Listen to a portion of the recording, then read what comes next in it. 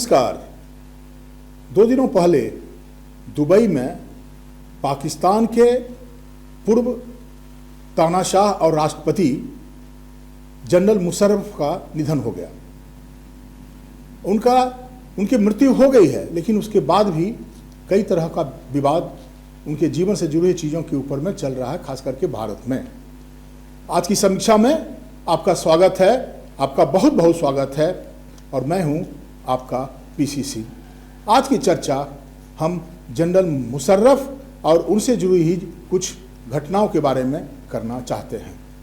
उनके मृत्यु के होने के बाद दिल्ली में कांग्रेस के बहुत ही महत्वपूर्ण एमपी शशि थरूर, जो बाकी चीज़ों के चलते भी जाने जाते हैं, बड़े बड़े मशहूर लेखक और वक्ता हैं, उन्होंने टिप्पणी किया था।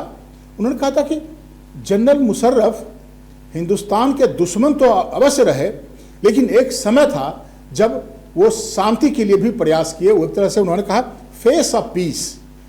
इस पर बीजेपी के जो प्रवक्ता हैं मिस्टर पूनावाला ने काफ़ी एतराज़ जताया, और उनका कहना था कि जनरल मुशर्रफ के बारे में इस तरह की बातों का जिक्र करते हुए कि वो शांति के फेस थे, शांति दूत थे, ये कांग्रेस की पाकिस्तानी परिस्थिति है। मतलब वो हमेशा पाकिस्तान को अप्रिशिएट करने का कोशिश करता है। ये जो दोनों चीज़ें हो रही हैं, कांग्रेस बनाम बीजेपी, ये तो एक पॉलिटिकल मुद्दा है, लेकिन इन दोनों लोगों के बात में दम है, इससे भी इनकार नहीं किया जा सकता है। कौन नहीं जानता है, जैसा पूनावाला कह रहे हैं कि मुशर्रफ ही कारगिल वॉर के आर्किटेक्ट थे, ये उन्हीं का देन है। दूसरी तरफ अगर शशि थरूर इस बात पर जोर दे रहे हैं कि उस शांति के दिशा में जो फेस थे पाकिस्तान और हिंदुस्तान के बीच एक समय में, तो उसमें भी इसको कोई चैलेंज नहीं कर सकता है। और जैसा शशि थरूर ने कहा और सच कहा है कि अगर सब कुछ सिर्फ आप उसको विलन की तरह ही मानते हैं, तो वाजपेयी जी के सरकार में कई तरह के उनकी अंडरस्टैंडिंग बनी। और आपको याद होगा कि आगरा पैक्ट जो में जनरल मुशर्रफ यहाँ पर आए थे, आगरा में जो समिट हुआ था, और काफ़ी पॉजिटिव माहौल बना हुआ था, लग रहा था कि कुछ ना कुछ इससे निकलेगा। कौन नहीं जानता है कि अटल बिहारी वाजपेयी एक काफ़ी दूरदर्शी राजनीतिज्ञ थे, वो राष्ट्र नेता थे। क्या आपको लगता है कि अटल बिहारी वाजपेयी ने कोई ऐसे ही कोई एक यूजुअल मीटिंग कर दिया था कि कुछ निष्कर्ष पर पहुंचे, किसी तरह की अंडरस्टैंडिंग रही होगी जनरल मुशर्रफ और अटल जी के साथ, तभी वो बात बनी थी। और बड़ा हिस्टोरिक मीटिंग था, बड़ी तैयारी के साथ आगरा में वो घटना घटी थी। लेकिन कई तरह की बात हुई कि अचानक जनरल मुशर्रफ को राजस्थान जाना था, अजमेर शरीफ, उस प्रोग्राम को कैंसिल करके सीधे वापस चले गए, अपने देश पाकिस्तान लौट गए। तो इसके ऊपर में कई तरह की बातें उस ज़माने में दबी जुबानों से कही जाती थी कि ये जो कुछ अंडरस्टैंडिंग बनने वाली थी, लेकिन उसके पहले ही इस चीज़ को लीक कर दिया गया। और हिंदुस्तान में भी एक बहुत बड़ा तबका था जो नहीं चाहता था कि ये पैक्ट हो, और असली जो मुद्दा था वो कश्मीर का इशू था। और अभी भी जब अभी के जो प्रधानमंत्री हैं पाकिस्तान के, वो भी शहबाज शरीफ ने जो कहा कि हम प्रधानमंत्री नरेंद्र मोदी के साथ मिल बैठ के बात करना चाहते हैं, लेकिन उसके बाद उन्होंने जोर दिया कि कश्मीर और ह्यूमन राइट्स कश्मीर में और 370 का जो मुद्दा है। तो मेरे कहने का मतलब यह है कि कश्मीर एक ऐसा मुद्दा है जिसको कि आसानी से सुलझाया नहीं जा सकता है। तो अटल जी की तरफ जो प्रयास किया गया था, जिसमें कि मुशर्रफ उसमें उनकी साझेदारी थी, वो बात नहीं बन पाई, लेकिन इसको आप इनकार नहीं कर सकते हैं। जनरल मुशर्रफ ऐसे तानाशाह थे, ऐसे मिलिट्री शासक हुए जिनके नाम से कई चीज़ें, अंतर्राष्ट्रीय जगत की कई चीज़ें जुड़ी हुई हैं। इसके बारे में भी कुछ चर्चा निश्चित रूप से होनी चाहिए। आप हमको सबको याद हैगा कि जो जनरल मुशर्रफ जो पाकिस्तान में आए हैं शासक बन करके, और जो पूरी दुनिया में लोग उनके बारे में जानने लगे हैं, वो है 9/11 के बाद, जब पाकिस्तान में जो 2 ट्रेड टावर को जो इस्लामिक संगठन के लोगों ने उसको जो डिमोलिश किया था, और उसमें बड़ा हंगामा हुआ था, पूरे दुनिया का जो माहौल उसके बाद से जो कम्युनलिज्म को लेकर के और जो एक तनाव जो बना 9/11 के बाद से, उस समय के बाद से जनरल मुशर्रफ जो है काफ़ी चर्चा में रहे, क्योंकि जो उस घटना का जो सबसे जो आर्किटेक्ट था, जो उसको अंजाम देने वाला व्यक्ति था, बिन लादेन, ये कहा जाता था कि वो अफगानिस्तान में जन्मा, वहीं रह पल के इस पूरे घटना को अंजाम को की सूत्रपात कर रहा था, सूत्रधार बना हुआ था और इसके बारे में पूरा प्लानिंग कर रहा था। और अफगानिस्तान को जब अमेरिका में यह घटना घटी है 9/11 में, तो ये सब जान रहे थे कि किस तरह से अमेरिका इसको छोड़ेगा नहीं।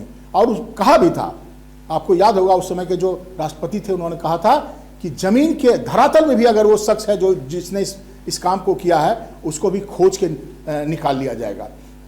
और बाद में आप सभी जानते हैं कि जनरल मुशर्रफ के शासन में हटने के बाद 2011 में लगभग किस तरह से बिन लादेन को उस जमाने में अमेरिका के राष्ट्रपति ये जो अमेरिकन फोर्सेस आकर के और उस ऑपरेशन के तहत उसको पकड़ा गया अबोटाबाद में और उसको वहीं पर मार दिया गया।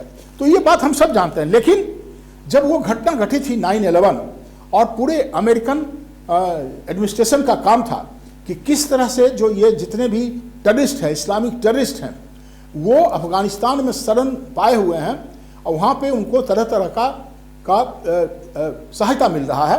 तो अमेरिका चाहता था कि अफगानिस्तान में ऑपरेशन करे और उसमें बिना पाकिस्तान की सहायता से नहीं हो सकता है।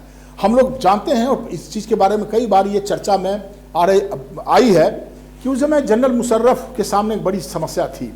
अमेरिका की तरफ से उनको अंत में एक तरह से थ्रेट दिया गया और कई जगह उन्होंने अपने ऑटोबायोग्राफी में भी लिखा है और बाकी जगह भी ये चर्चा आई थी कि उस समय के जो विदेश मंत्री थे अमेरिका के, कॉलिन पॉवेल, उन्होंने कहा था कि इनको कहा जनरल मुशर्रफ को कि Pakistan is either with me, मतलब आप या तो अमेरिका के साथ हो या हमारे विरोध में हो, ये आपको फैसला करना है। और एक और कहानी बड़ी मशहूर हुई थी उस जमाने में कि ऐसे तो सही सब लोगों का कहना था कि यही कॉलिन पॉवेल ने कहा था, लेकिन मुशर्रफ ने इसके बारे में चर्चा नहीं किया है। लेकिन ये बात सच है कि किसी अमेरिकन अधिकारी ने, वो पॉवेल हो या कोई और हो, लेकिन उन्होंने कहा था कि हम आपको पाषाण इतना बम्बार्डिंग करूंगा अगर आप मेरी सहायता नहीं करेंगे अफगानिस्तान में पेनिट्रेट करने के लिए, तो आपको पाषाण युग में मैं भेज दूंगा। मतलब वो जो बड़ा फेमस जो स्टेटमेंट आता था कि अमेरिका ने threaten to bomb Pakistan back into the stone age, कि आपको पाषाण युग में, मतलब आपको सभ्यता के विकास के बहुत पीछे धकेल कर रख दूंगा, इतना बम्बार्डिंग करूंगा। तो इस प्रेशर में जो जनरल मुशर्रफ को आना पड़ा और उस चीज को समझते थे, उन्होंने हामी भरा और पूरा का पूरा अमेरिकन फोर्सेस और नेटो की जो फोर्सेस है वो अफगानिस्तान पाकिस्तान होकर के जाया करता था। पाकिस्तान ने उसको रास्ता दिया जाने के लिए और इन सारे उनके मिलिट्री फोर्सेस को, हवाई जहाज को, प्लेन को, जो फ्यूलिंग के लिए, मतलब ईंधन के लिए पाकिस्तान में उतरना पड़ता था। और ये सारा फैसिलिटीज मुहैया मुशर्रफ ने बड़ी विपरीत परिस्थितियों में किया था, क्योंकि उस जमाने में पूरे के पूरे इस्लामिक वर्ल्ड का समर्थन बिन लादेन को मिल रहा था और पाकिस्तान भी एक इस्लामिक स्टेट है और पाकिस्तान के अंदर भी ये जो फंडामेंटलिस्ट फोर्सेज हैं उसका समर्थन उसको था। तो इस विपरीत परिस्थितियों में भी मुशर्रफ ने बड़ा होशियारी से काम किया और कहते हैं कि उसका फायदा भी उसने उठाया, अमेरिका को मदद करके अमेरिका से बहुत फायदा भी लिया और पाकिस्तान को समृद्ध बनाने में उसकी बड़ी भूमिका रही। एक और चीज़ जो मैं आपके सामने साझा करने का कोशिश कर रहा हूँ कि उस जमाने में अमेरिका में, खास करके वाशिंगटन में, इन चीज़ों के बारे में बड़ी चर्चा थी कि वो जनरल मुशर्रफ बहुत होशियारी से डबल गेम प्ले कर रहे थे। वो एक तरफ तो अमेरिकन को ही खुश रखना चाहते थे, इसलिए उन्होंने अपने पाकिस्तान में उनको आने का और अफगानिस्तान में अटैक करने का रास्ता दिया और वहाँ पे उनके जहाज़ों को ईंधन लेने के लिए व्यवस्था करी। और दूसरी तरफ जो ये फंडामेंटलिस्ट फोर्सेस थे, जो तालिबानी ग्रुप था, उनको भी वो इंटरनेटली सहायता कर रहे थे, क्योंकि मुशर्रफ को कहीं कहीं लगता था कि अल्टीमेटली इसका हश्र क्या होने वाला है। और जब हम बाद में चल करके देखते हैं किस तरह से अफगानिस्तान में पूरे के पूरे तालिबानी कब्जा हो जाता है और अमेरिका को भागना पड़ता वहाँ से, तो अचानक कहीं न कहीं जनरल मुशर्रफ की बात याद आने लगती है।